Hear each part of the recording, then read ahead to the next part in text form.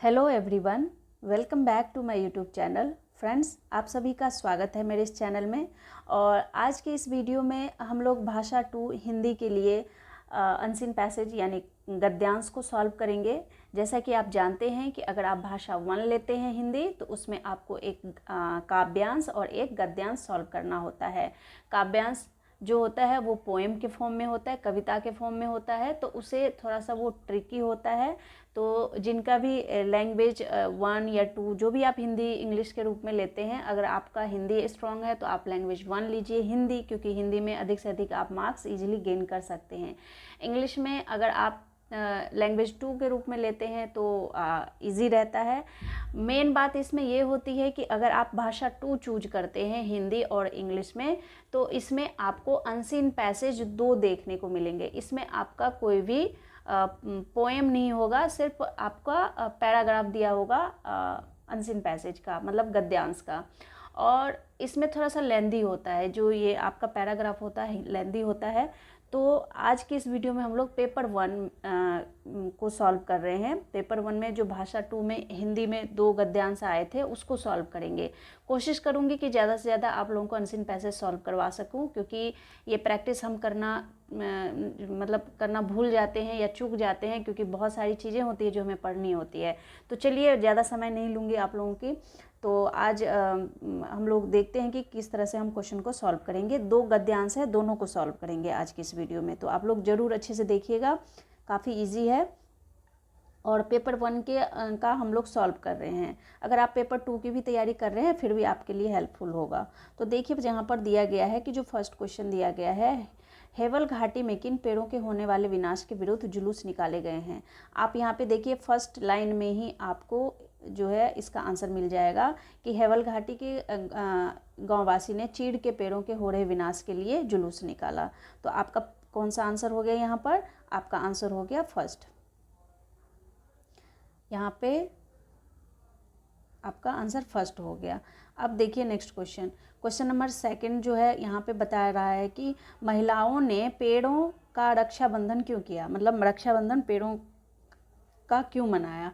तो यहाँ पे देखिए, यहाँ पे दिया गया है कि घास चारा ले जा रही महिलाओं ने इन पेड़ों से लीसा टपकाने के लिए लगाए गए लोहे निकाल दिए व उनके स्थान पर मिट्टी की मरहम पट्टी कर दी। महिलाओं ने पेड़ों का रक्षाबंधन भी किया और आरंभ से ही लगा कि वृक्ष बचाने में महिलाएं आगे आई हैं। वन कटने का सबसे अधिक कष्ट उन्हीं को उठाना पड़ता है। तो किसके लिए रक्षाबंधन किया उन्होंने? पेड़ों को बचाने के लिए किया, पेड़ों को बचाने के लिए किया। तो ये आपका सेकंड आंसर हो गया। अब चलिए देखते हैं 123 का। 123 में जो है दिया गया है कि वन काटने का सबसे अधिक कष्ट महिलाओं को क्यों उठाना पड़ता है। तो उन्हें चारा लाने के लिए दूर जाना पड़ता है, उन्हें वनों की घनी छाया नहीं मिलती, उन्हें वनों से लीसा नहीं मिलता, केवल उन्हें ही वन से प्रेम था। देखिए, अब इसका आंसर वन काटने का सबसे अधिक कष्ट महिलाओं को क्यों उठाना पड़ता है। अब देखिए, इसको हम अनसीन पैसेज में ढूंढते हैं। यहाँ पर देखिए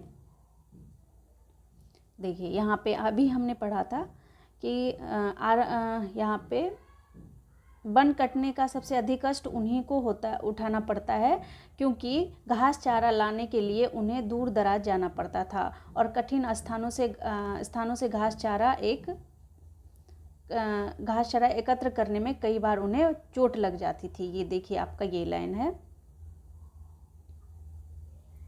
यहाँ से ये पूरा लाइन आपका दिया गया है। तो इसका क्या आंसर आप देंगे? पेड़ों को बचाने के लिए, सॉरी यहाँ पे 123 का था। 123 में क्या करेंगे आप? उन्हें चारा लाने के लिए दूर जाना पड़ता था, तो वन काटने का सबसे अधिक महिलाओं को ही जो है कष्ट होता था। अब देखिए नेक्स्ट क्वेश्चन, देखिए 124 में कह रहा है कि चीड़ के पेड़ों को किससे बहुत नुकसान हो रहा था? अधिक घास चारा लाने से, बहुत अधिक लीसा निकालने से, या कुछ ठेकेदारों से, या बहुत ऊंचे अधिकारियों से। तो पेड़ों को किससे बहुत ज़्यादा नुकसान हो रहा था? तो यहाँ पर देखिए, इसको भी हम अनसीन पैसेज में ढूंढेंगे।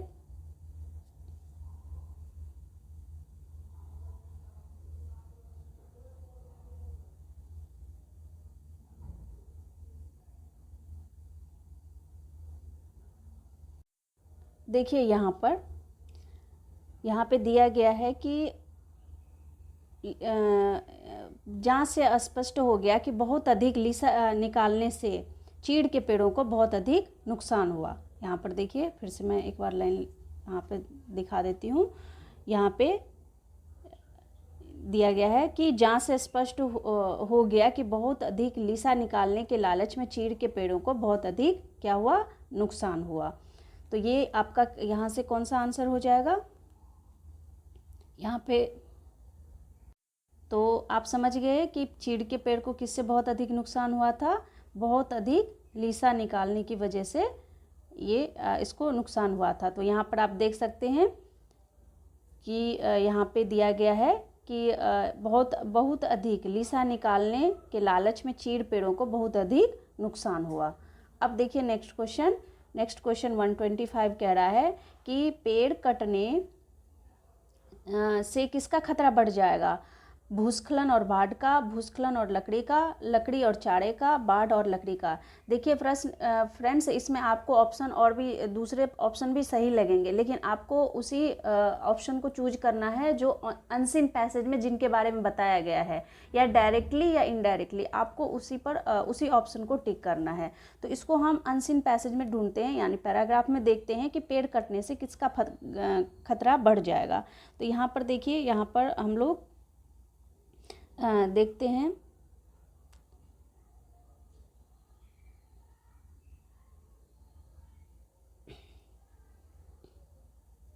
तो देखिए यहाँ पर आपके नीचे ही यहीं पर सामने आंसर दिया गया है कि यहाँ पर देखिए यहाँ पर जो महिलाएं हैं वो विरोध करते हुए जाती है, और वहाँ एकत्र ठेकेदारों से हेवल घाटी की महिलाओं ने कहा कि आप इन पेड़ों को काटकर हमारी रोजी रोटी मत छीनो, पेड़ कटने से यहाँ बाढ़ और भूस्खलन का खतरा बढ़ जाएगा। तो आपने देखा कि ये आंसर हमें अनसीन पैसेज से ही ढूंढना होता है। तो यहाँ पर देखिए इसका जो आंसर हो जाएगा वो क्या हो जाएगा,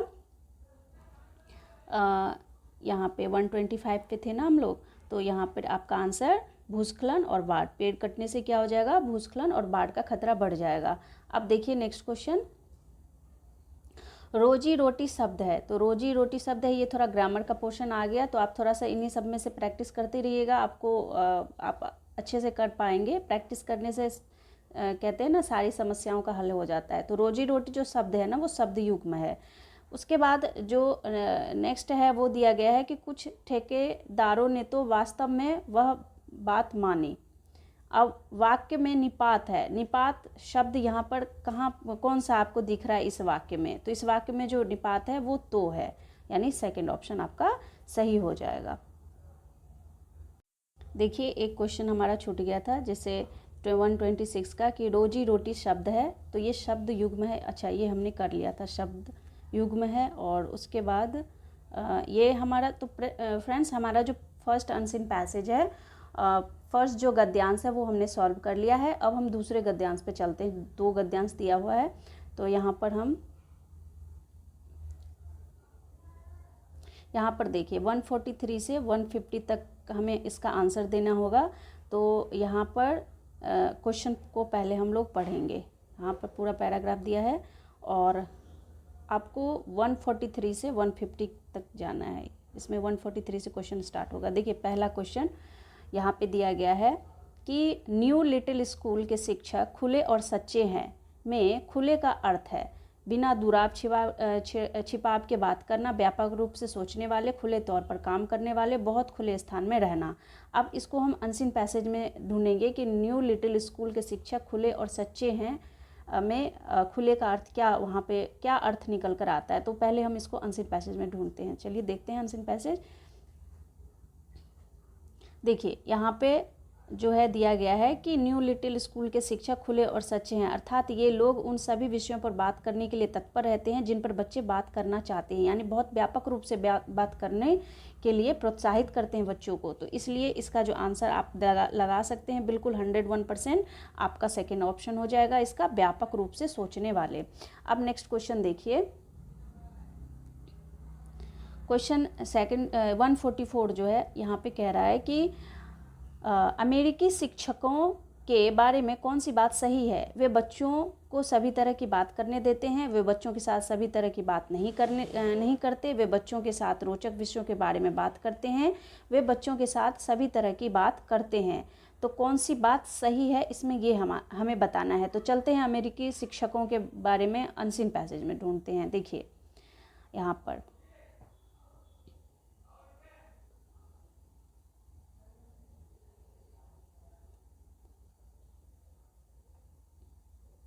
अब देखिए यहाँ पे देखिए, ये रहा आपका 90% अमेरिकी शिक्षक विवादास्पद विषयों के बारे में स्कूल में बात करने में विश्वास नहीं करते तथा बच्चों को भी इन विषयों के बारे में बात नहीं करने देते।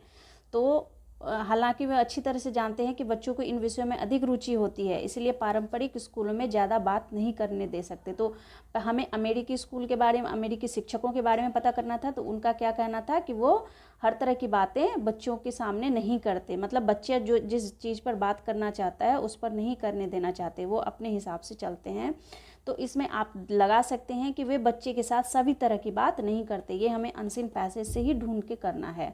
अब नेक्स्ट क्वेश्चन देखिए 145 का। यहाँ पे बताया जा रहा है कि शिक्षकों को प्रशिक्षण में यह सिखाया जाता है कि वे यह स्वीकार करें कि वे उलझे हुए हैं, वे यह स्वीकार ना करें कि उन्हें ज्ञान नहीं है, वे यह स्वीकार ना करें कि वे शिक्षक हैं, वे यह स्वीकार करें कि वे अज्ञानी है। अब शिक्षकों को प्रशिक्षण में क्या सिखाया जाता है, इसको हम इस पैराग्राफ में ढूंढेंगे।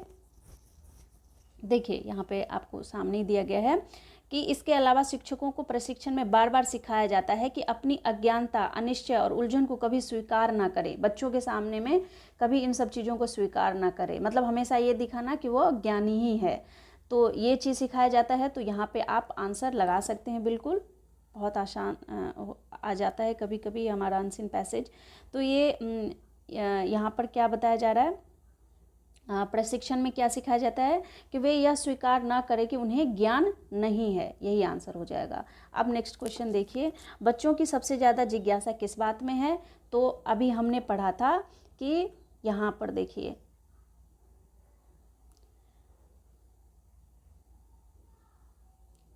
जब हमने अमेरिकी शिक्षक के बारे में पढ़ा था यहाँ पे कि विवादास्पद विषयों के बारे में स्कूल में बात करने में विश्वास नहीं करते तथा बच्चों को इन विषयों के बारे में बात नहीं करने देते। हालांकि वे अच्छी तरह जानते हैं कि बच्चे की इन विषयों में अधिक रुचि होती है, इसीलिए पारंपरिक स्कूल में ज़्यादा बात नहीं करने दे सकते। किन बातों में बच्चों को रुचि होती है? शिक्षक के निजी जीवन से, मतलब वो निजी बातें पूछते हैं बच्चे। तो यहाँ पर आप आंसर लगा सकते हैं शिक्षकों के निजी जीवन में। अब नेक्स्ट क्वेश्चन को देखते हैं। 147 में बताया जा रहा है कि पारंपरिक स्कूलों के बारे में कौन सा कथन सही नहीं है? पारंपरिक स्कूलों में बच्चे ज़्यादा बात कर सकते हैं, पारंपरिक स्कूलों में बच्चे मनपसंद बात नहीं कर सकते, और पारंपरिक स्कूलों में बच्चे ईमानदारी से बात नहीं कर सकते, और ऑप्शन 4 क्या दिया है कि पारंपरिक स्कूल में बच्चे ज़्यादा बात नहीं कर सकते। इनमें इन्होंने पूछा कि कौन सा कथन सही नहीं है। अभी हमने अनसीन पैसेज में पढ़ा था कि पारंपरिक स्कूलों में बच्चे ज़्यादा बात नहीं कर सकते हैं। तो इसमें इन्होंने सही नहीं पूछा है, गलत पूछा है, इसीलिए ये हम ऑप्शन फर्स्ट के साथ जाएंगे कि पारंपरिक स्कूलों में बच्चे ज़्यादा बात कर सकते हैं। यही रॉन्ग है, इसीलिए यही सही होगा। तो ये देखिए, ये भी आपने अभी अनसीन पैसेज में पढ़ा था कि स्कूल में ज़्यादा बात, यहाँ पर देखिए, इसलिए पारंपरिक स्कूल में बच्चे ज़्यादा बात नहीं कर सकते, और जब भी करते हैं तो वे चाहते हैं कि वह बात नहीं कर सकते, और ईमानदारी से भी ऐसे नहीं कर सकते। इस तरह से इसमें दिया गया है। अब नेक्स्ट देखिए 148 में क्या दिया गया है कि बच्चों की दुनिया में कोई लड़ाई नहीं होती। वाक्य से तात्पर्य है बच्चों को दुनिया से प्रेम है, बच्चों को लड़ाई पसंद नहीं है, बच्चे लड़ाई नहीं करते, बच्चे की दुनिया में कोई लड़ता नहीं है। अब इसमें ऑप्शन देखिए, आप अनसीन पैसेज पे जाएंगे, बिल्कुल इधर उधर कहीं से भी अपने मन से आंसर नहीं लगाएंगे। तो सबसे ऊपर जो लाइन है देखिए, यहाँ पर बच्चों की दुनिया में कोई लड़ाई नहीं होती, उनके लिए दुनिया है और वे दुनिया में आना चाहते हैं, यानी कि प्रेम की बात हो रही है यहाँ पर। तो आप 148 में किसको लगाएंगे? बच्चों को दुनिया से प्रेम है, इसलिए वो आना चाहते हैं ना दुनिया में। इसके बाद जो आपका नेक्स्ट क्वेश्चन है, फटाफट करने की कोशिश कर रही हूँ ताकि वीडियो लेंथी ना हो। तो विचार शब्द में इक प्रत्यय लगने से शब्द बनेगा। देखिए इक प्रत्यय है, छोटी ई की मात्रा है, आपको कहाँ लग रहा है, और इक प्रत्यय है, ई के साथ क भी आएगा, ई मात्रा के साथ, तो आपका फोर्थ ऑप्शन जाएगा वैचारिक। विचार शब्द में इक प्रत्यय लगने पर क्या बनेगा? वैचारिक। इसके बाद आप नेक्स्ट क्वेश्चन देखिए, ईमानदारी शब्द है, तो ईमानदारी, बेईमानी, ये सब शब्द कहाँ से किसको प्रदर्शित करता है? भाववाचक संज्ञा को प्रदर्शित करता है, इसलिए आपका ईमानदारी शब्द भाववाचक संज्ञा हो जाएगा। तो फ्रेंड्स, आज हमने 2 अनसीन पैसेज को सॉल्व किया है, 2 पद्यांश को हल किया है। आशा करती हूँ कि आप लोगों को समझ आया होगा, और आप लोग ज़रूर इन गद्यांशों को प्रैक्टिस कीजिएगा। बाकी कोशिश करूँगी कि मैं ज़्यादा से ज़्यादा गद्यांश पद्यांश हल करवा सकूँ। तो बाकी जो इम्पोर्टेंट क्वेश्चंस होंगे वो हम बाद में सॉल्व करेंगे। तो आज के वीडियो में फ्रेंड्स बस इतना ही। अगले वीडियो में जल्दी ही मिलते हैं, तब तक के लिए thank you and thanks for watching.